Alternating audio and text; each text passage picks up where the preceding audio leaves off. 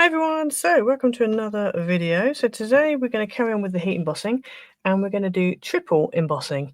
Now it's called triple embossing, but you can add more than 3 layers if you want, and actually sometimes it's better if you do.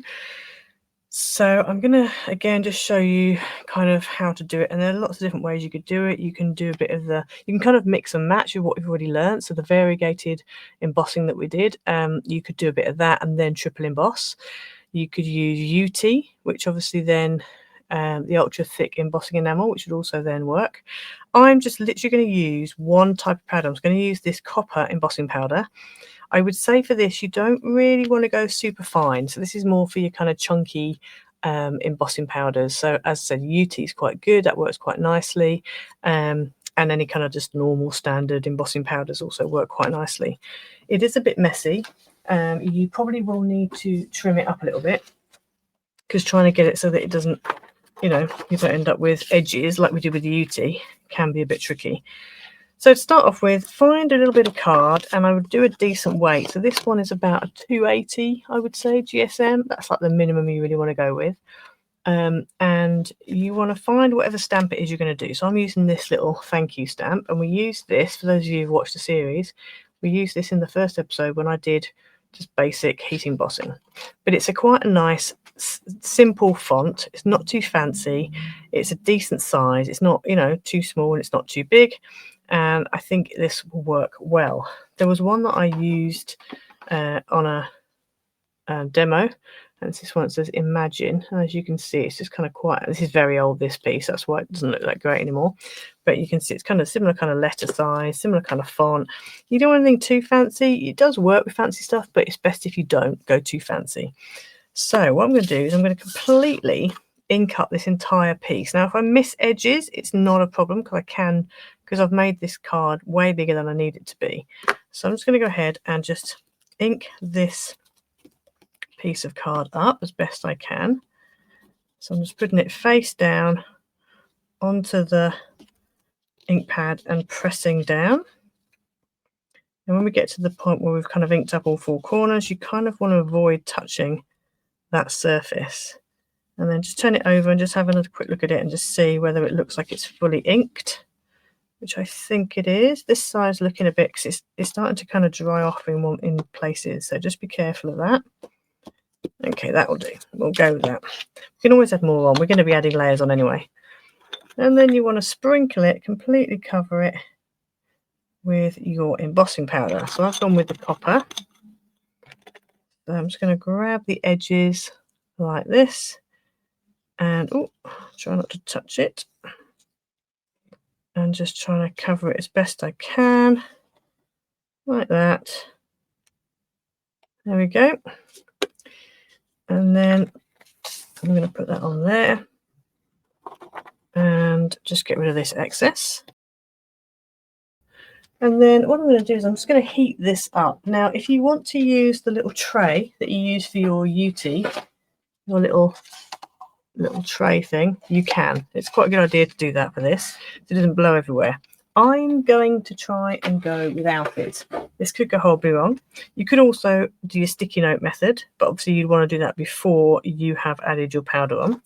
So I haven't done any of those things, so I'm just going to go for it and hope for the best.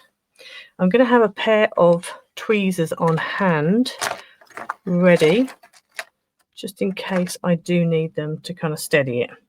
So I'm going to go in, I'm going to heat this up, and I'm literally going to go straight in the center. You can't really see very well, but I'm going to go straight in the center, aim it here, and I'm going to start high and then get low.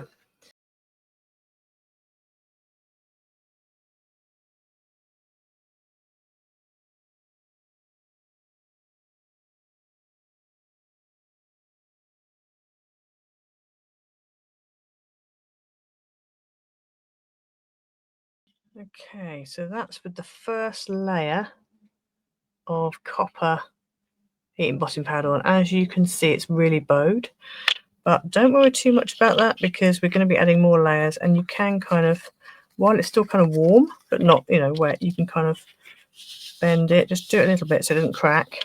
You can kind of flatten it out, but we're going to keep on adding, so So we're going to repeat the whole process again. As I said, like with the UT, you could, if you wanted to, heat this up and then sprinkle the powder on while it's still wet. But because there's only one layer, I don't tend to find a high level of success doing that. So I'm going to ink it because I find that's a bit better. So we're going to ink it all up again.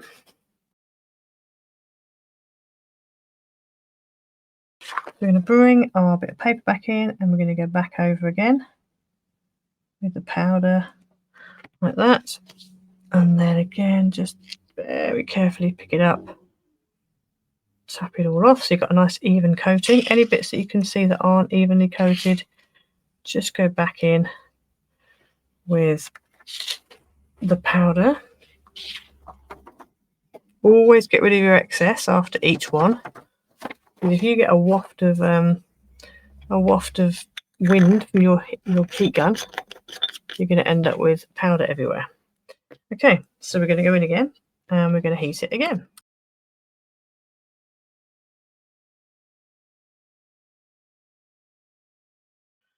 Okay, so I'm holding it carefully still because it is still quite warm. So there's another layer. So that's 2 layers. So really, because it's called triple embossing, you really only need 1 more layer. However, I would say you probably want to go for another layer on top of that. It depends on the thickness of your powder. It really does. But yeah, I would probably go with another layer just so you get a nice deep imprint when you do actually come to imprint. So let us just... Yep, and then we're going to go and ink it up again. And as I said, if you want to not ink it, if you want to just heat it and then sprinkle, you can.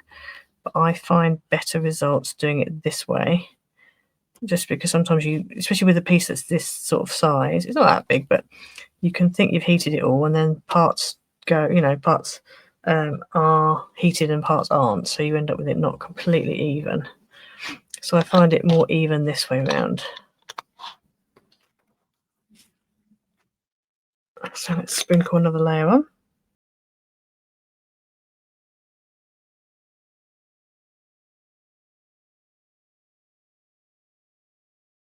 So I'm going to go in again and I'm going to heat it up again.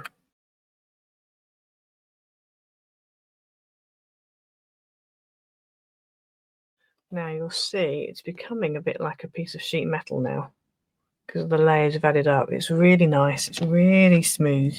Because it's bowing, we are ending up with it sort of pooling a little bit on the edges, but that doesn't bother me too much at the moment. I'm just going to see if is that completely dry? I think it is.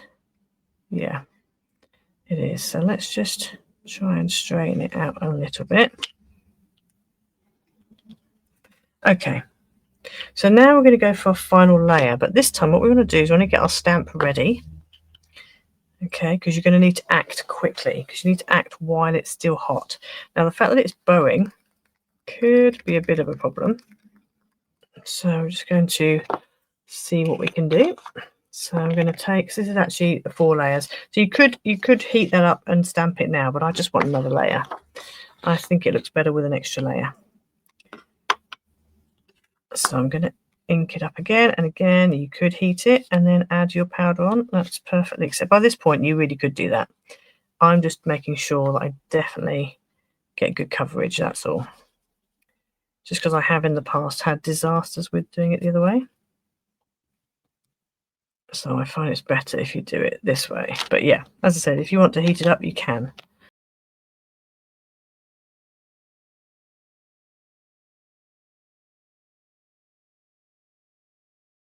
Okay, so now before we heat this up, I want to make sure that I have inked up my stamp. Now, you want to make sure you're putting clear ink on your stamp because it will protect your stamp when you dip it in the hot molten heat embossing powder. So that's ready to go. I'm going to heat this up and I am going to do that with my left hand and I'm going to get rid of my right hand because I need to be able to stamp this straight away. So what's going to happen is I'm going to heat this up. When it's all melted but it hasn't cooled, I'm then immediately going to take the stamp and put it in and press and keep it stuck. So here goes.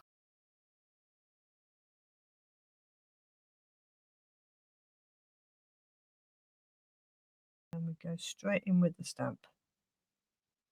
And we hold it in place and we don't move it. So a stamping platform could be quite helpful with this, but the reason why I didn't do it is because you don't want to move the you don't want to move your bit of card out of the way, because in that just a few seconds that you're moving it, it's going to cool.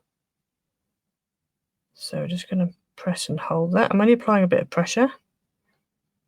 And then hopefully in a minute when it's kind of cooled, I'm just going to leave it a little bit longer. Right, I reckon now is probably, yeah, that's cooled. So then we can very carefully peel the stamp out and you have an impression that says thank you. Now that's not that thick, and I think because obviously I haven't got that many layers, but it works quite well. I think it's quite nice. It's just quite a nice effect. So so there you go. Especially I prefer it particularly on metallics. I think it works really well on metallics. So if you wanted to go even deeper, what you could do is you can build up more layers if you want to. And also, because if you do this and you make a mistake, it's not a problem. You just reheat this and it'll start to melt out again. Or you can just, you can like, what I would do is just melt it a little bit to try and get it so it's not, raised or whatever. And then once it's melted and cooled, you can then add another layer and just keep adding and adding. You can also add, and I haven't tried this, but I reckon it could work, is if you added UT as your top, like as a top layer, because what will happen is when you heat it, your UT and the layers below will kind of blend together a little bit and it'll give you a bit more depth. But I quite like it. It's quite a nice little, it's just a bit different. And then you end up with this texture of it being raised. And it's just a nice little, it kind of looks like it's been like embossed metal. That's why I like doing it on with metallic embossing powders. So there you go. So that is triple embossing, or quadruple as we've done it. And I've just noticed a section there that hasn't quite been, I haven't quite melted. There's a little streak there. So just make sure that you've fully melted before you go ahead and stamp. But yeah, there you go. So that is triple heat embossing. So I wouldn't say, it's not too tricky. It takes practice to do. As I said, if you make a mistake, it's not the end of the world. You can literally reheat that, and you can kind of, if you kind of melt it and then kind of move your heat gun around, it will kind of move the heat embossing powder around. So then it will kind of flatten itself out, and then you can have another go. So it's not the end of the world. But if you think of all the things you could do with this, if you've got like decorative stamps that are like background stamps, you can make some really nice, get some really nice patterns going on.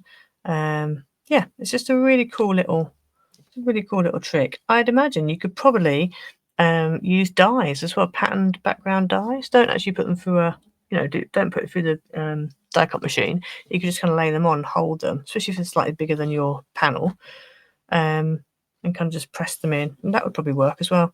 Haven't tried it, so it's one to have a go with. But yeah, so I hope you liked today. Nice short video, and don't forget to like, subscribe, hit the notification bell so you never miss a video, and we'll see you again next time. Bye.